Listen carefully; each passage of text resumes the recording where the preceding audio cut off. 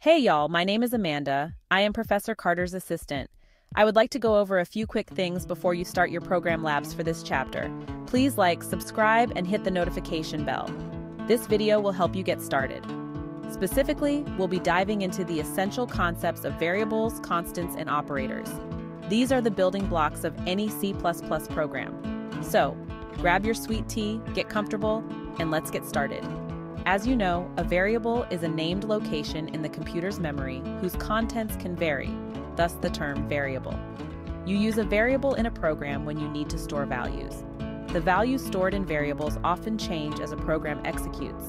In Java, you must declare variables before you can use them in a program. Declaring a variable is a two-part process. First, you specify its data type and then you give the variable a name. You'll learn about data types shortly. But first, you will focus on the rules for naming variables in Java. Variable names in Java can consist of letters, numerical digits, a $sign, and the underscore character, but they cannot begin with a digit or contain any white space or special characters. In addition to specifying a name for a variable, you also need to specify a particular data type for that variable. A variable's data type dictates the amount of memory that is allocated for the variable and the type of data that you can store in the variable. There are many different kinds of data types, but this book focuses on the most basic kind of data types, known as primitive data types. There are 8 primitive data types in Java: byte, short, int, long, float, double, char, and boolean. Some of these data types, such as short, int, long, double, and float, are used for variables that will store numeric values and are referred to as numeric data types. The others have specialized purposes. For example, the Boolean data type is used to store a value of either true or false. The int and double data types will be adequate for all the numeric variables you will use in this book. But what about when you need to store a group of characters, such as a person's name, in a variable?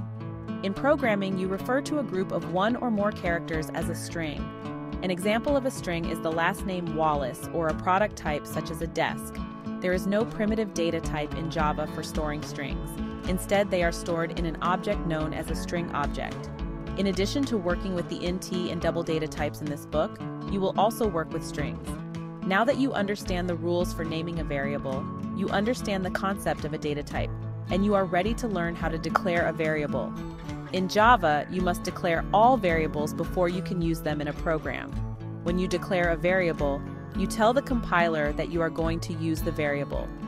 In the process of declaring a variable, you must specify the variable's name and its data type. Declaring a variable tells the compiler that it needs to reserve a memory location for the variable. A line of code that declares a variable is known as a variable declaration. The Java syntax for a variable declaration is as follows: data type variable name. You can also declare and initialize variables of data type double and string variables as shown in the following code: double salary, string first name. You can declare more than one variable in one statement as long as they have the same data type. For example, the following statement declares 2 variables, named counter and value. Both variables are of the int data type, int counter value. As you know, a constant is a value that never changes. In Java, you can use both unnamed constants as well as named constants in a program. You will learn about named constants shortly, but first we'll focus on unnamed constants. Computers are able to deal with 2 basic types of data, text and numeric. When you use a specific numeric value, such as 35 in a program, you write it using the numerals without quotation marks. A specific numeric value is called a numeric constant because it does not change. A 35 always has the value 35. When you use a specific text value or string of characters such as William, you enclose the string constant in double quotation marks. Both of the preceding examples, 35 and William, are examples of unnamed constants because they do not have specified names as variables do. In addition to variables, Java allows you to create named constants. A named constant is similar to a variable, except it can be assigned a value only once. You use a named constant when you want to assign a name to a value that will never be changed when a program executes.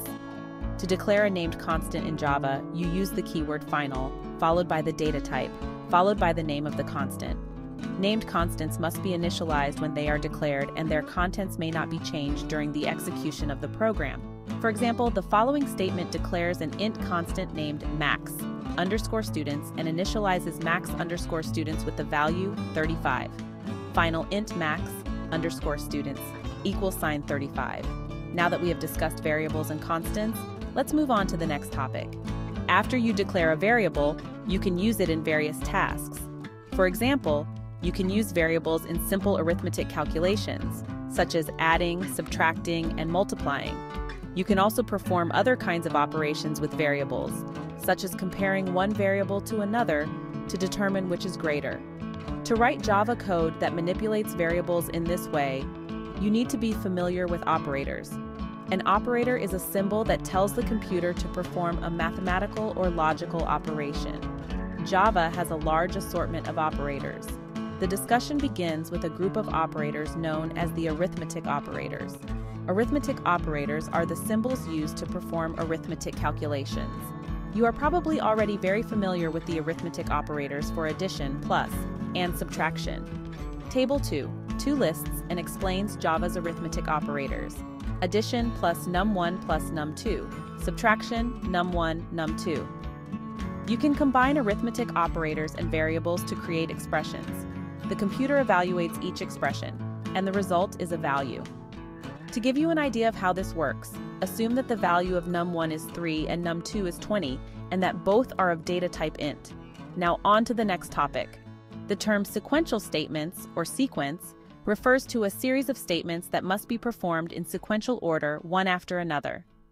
You use a sequence in programs when you want to perform actions one after the other. A sequence can contain any number of actions, but those actions must be in the proper order, and no action in the sequence can be skipped. Note that a sequence can contain comments, which are not considered part of the sequence itself. Comments serve as documentation, explaining the code to the programmer and any other people who might read it. In Chapter 2 of your book, Programming Logic and Design, you learned about program comments, which are statements that do not execute. You use comments in Java programs to explain your logic to people who read your source code. The Java compiler ignores comments. You can choose from two commenting styles in Java. In the first, you type 2 /characters / at the beginning of each line that you want the compiler to ignore.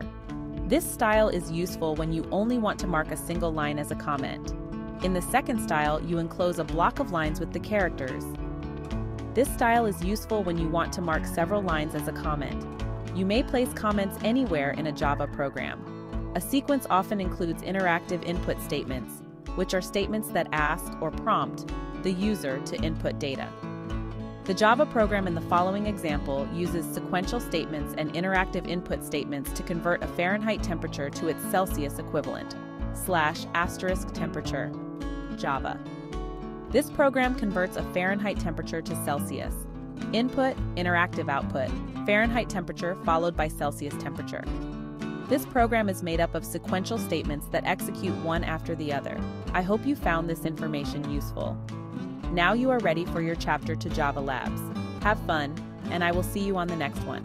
Don't forget to like, comment, and subscribe to the channel. Have an awesome day.